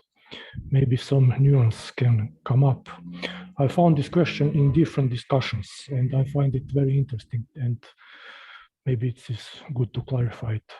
I heard Ramesh saying that thoughts are not coming from our mind. They are coming from the source. So if the source is consciousness, which itself does not have the ability to think or create thoughts, how actually thoughts are created? In our experience, we usually see that thoughts are created in causal relationship. One thought creates another thought in cause-effect movement, and then appear caused by some so-called external object, event, memory, and so on. And maybe we can call this process the mind. I admit that some thoughts, in my experience, seem to came from nowhere, let's say. They are not coming from some logical or causal frame. And is this all just a mystery, unknown, or we can put some description on it? Okay. I'm just trying to change the settings so that I can fix the sound. 1 second.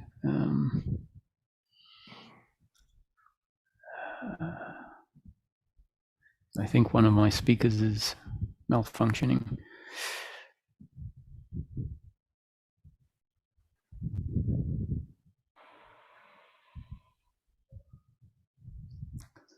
Okay, it's not giving me the option. Okay, so I'll repeat what I heard, which is, so Ramesh says everything is coming from source or consciousness, and source or consciousness fundamentally doesn't have the ability to think. And so where is thought coming from? Was there an adjunct at the end to that question? Yeah, because our experience, we usually see thoughts in causal relationship.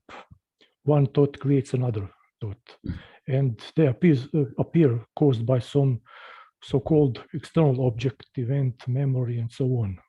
They seem created in a logical frame. We can maybe call this process the mind. So this is the mind. And some thoughts, in my experience, seem to came from nowhere, just appear, not from logical or causal frame. So is this whole thing just a mystery, unknown, or we can put some description on it? Yes. So the biggest, the most general description we can give is that all there is consciousness or source or awareness.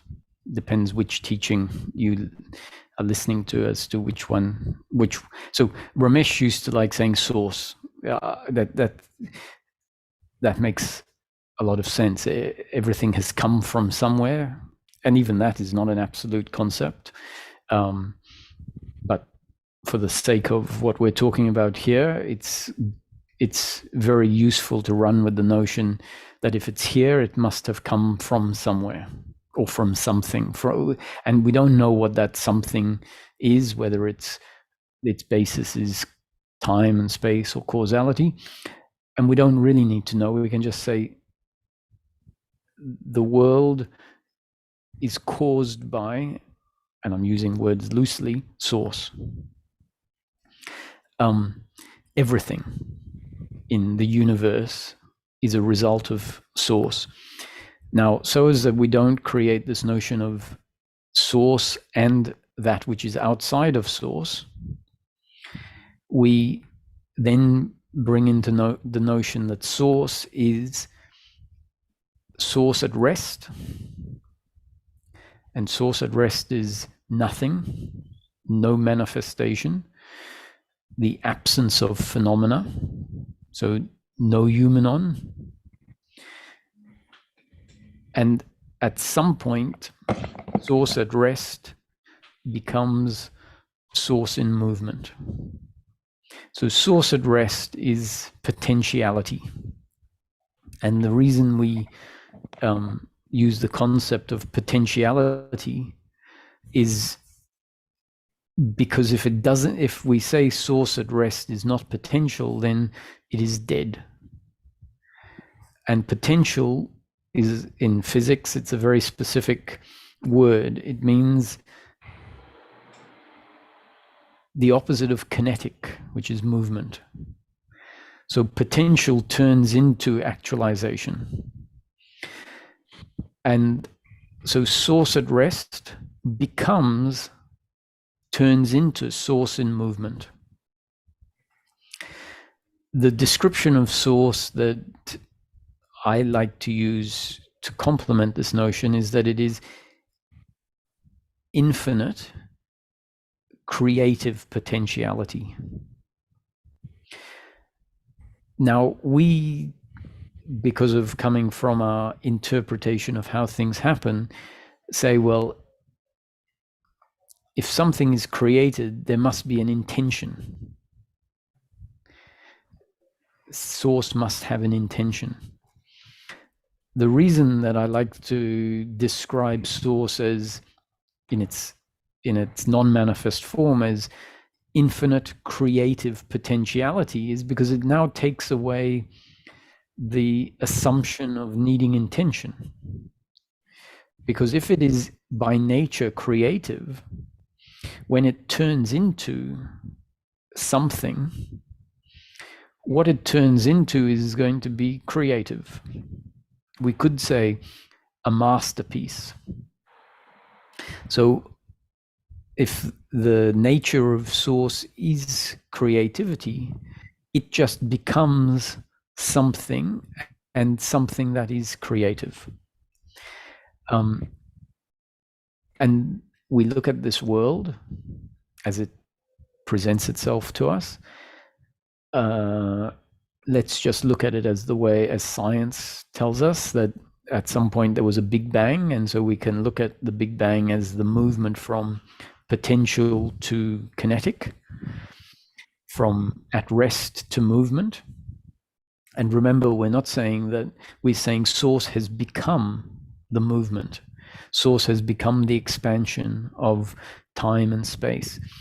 And that expansion, as we understand it from one perspective, was the expansion of heat and pressure, and mass started to form, and then atmospheres, galaxies, whatever, stars formed, and there was this movement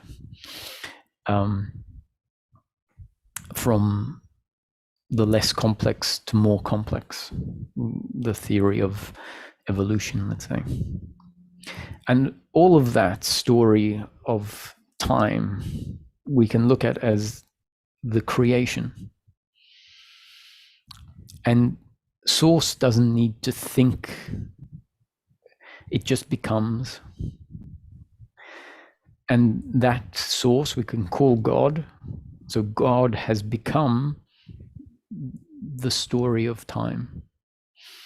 And in that story of time, animals and life started in its very simple form, single-celled organisms, and then complexity developed, and eventually we had more complex organisms, to the point that we're at now, where we have humans. Assume we are the most evolved animal, and if there are aliens that are more evolved, then those aliens are just part of the story of time. And within certain biological organisms, thinking becomes part of the functioning of those biological organisms as part of the story of life, story of this universe. And so the thinking is an apparent consequence or a consequence of the unfolding story of life. So the thinking is not done by anything outside of consciousness. It is part of the totality that has been created. So as humans became part of the story of life at a certain time, and humans developed thinking at a certain point, and that thinking that has now turned into the thinking mind and suffering is all part of the creative manifestation of time and space. And so consciousness or source has created the thinking, but not as part of its fundamental operation, but more as a component of the functioning of this particular manifestation. Before the manifestation included intelligent life, there was no thinking. There was nothing to create thinking, or nothing that would, if thinking arose, it would not make sense. It's like, where is the thinking coming from? If the manifestation included thinking, but there was no object that was capable of thinking, then it wouldn't be very creative. It would almost be like a mistake, because it's like the thinking doesn't fit into the story, into the manifestation. But as soon as the manifestation includes objects that are complex enough to what we now see, to think. Then thoughts arise as part of the story.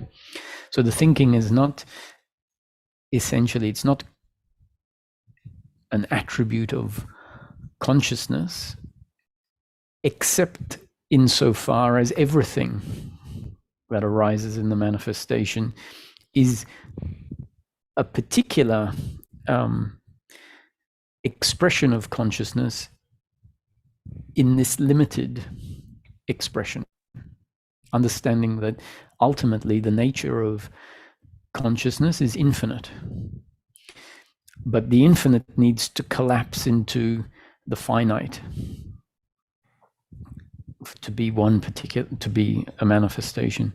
But it never has become really finite, because what we see as the finite, let's say the beginning of this universe, and then it collapses in on itself and ends, will just be the beginning of another universe, let's say. Or we can see potentially there is infinite number of universes happening simultaneously. So what seems to be infinite is actually one of an infinite number of creations. And once again, this can sound like, oh, this is the philosophy, or this is the truth of what is happening in life. It's not meant to be that, even though it can sound like it is. This is a description that is more than useful for a seeker. And there is a concept in the framework. Whatever is said is a concept and not the truth.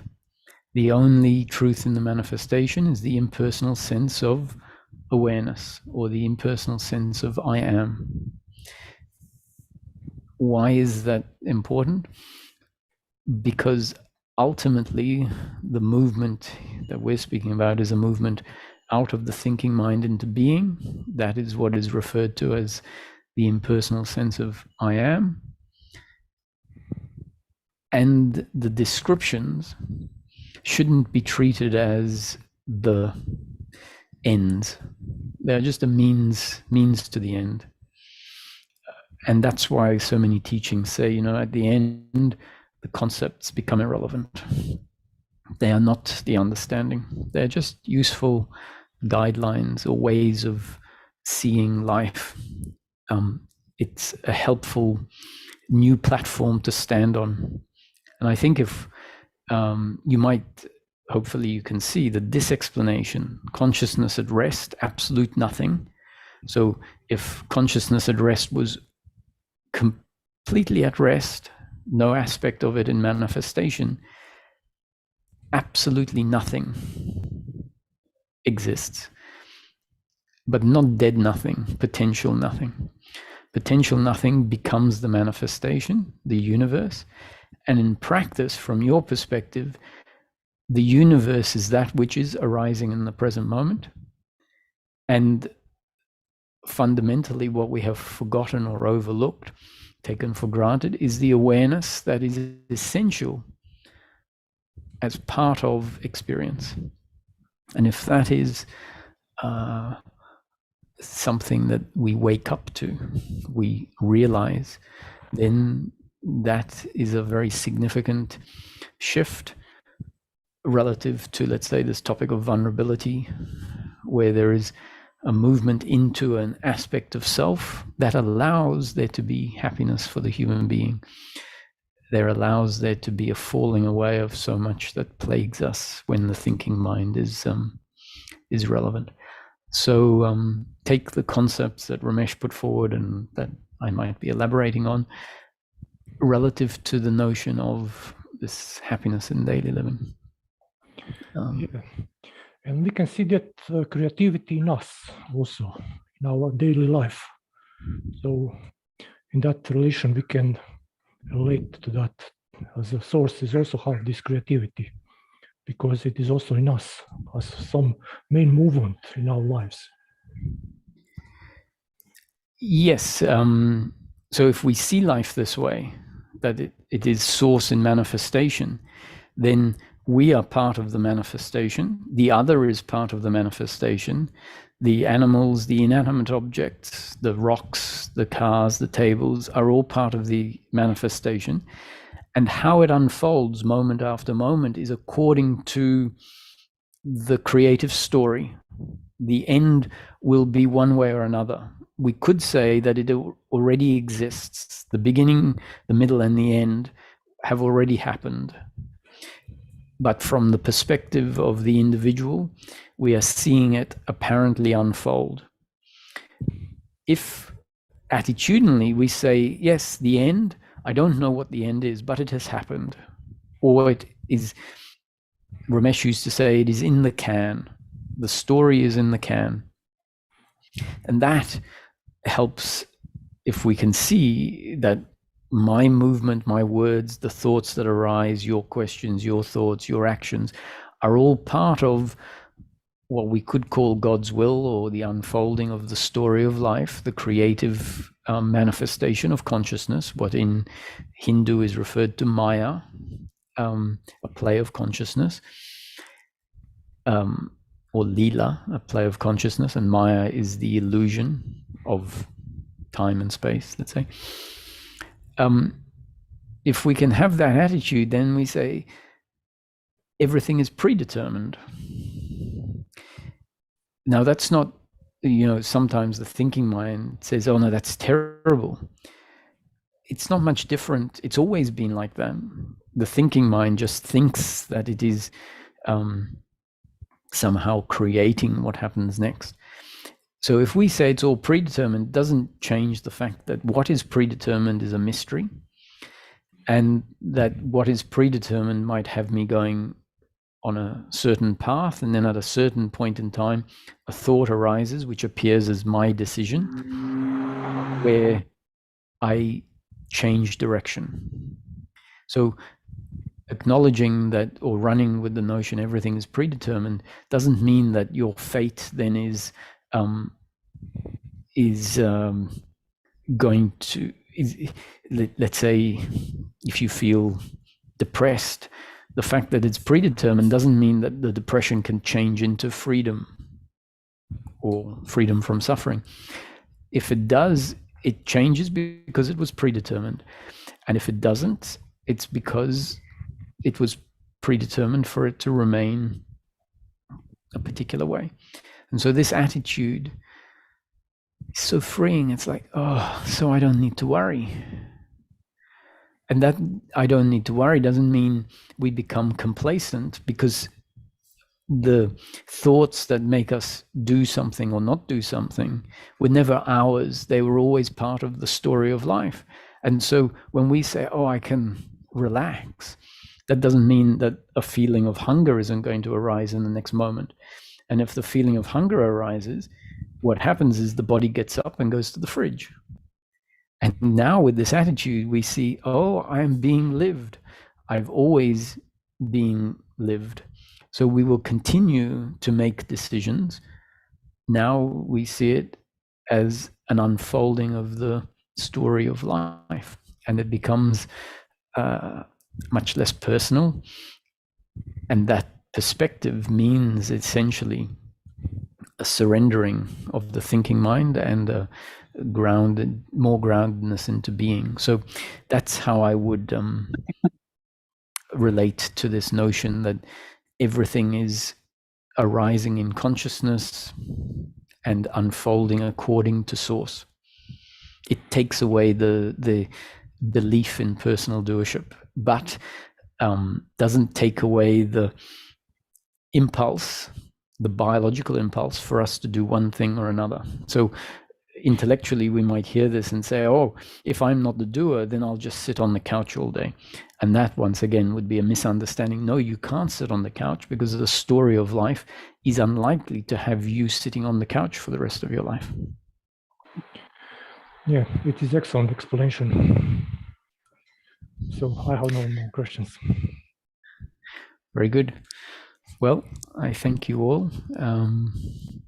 And I think another one is scheduled for the 19th, so in 2 weeks.